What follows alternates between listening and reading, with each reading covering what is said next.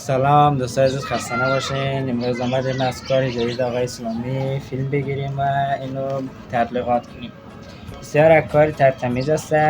کسایی که درآمدش پایینه، مخصوصا تا افغانستان درآمد که هیچ کس هم درآمد نداره، بازم حالا با این کارش میتونه مصرف زمستان خیلی پایین بیاره. از چوب، از زغال، از همه چیز بهتر هستن.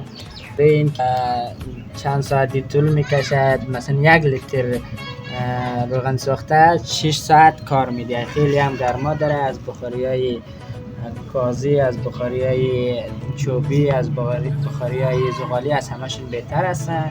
خیلی هم گرما داره تا این حد مثلا دستمون میسوزه در اون حالا.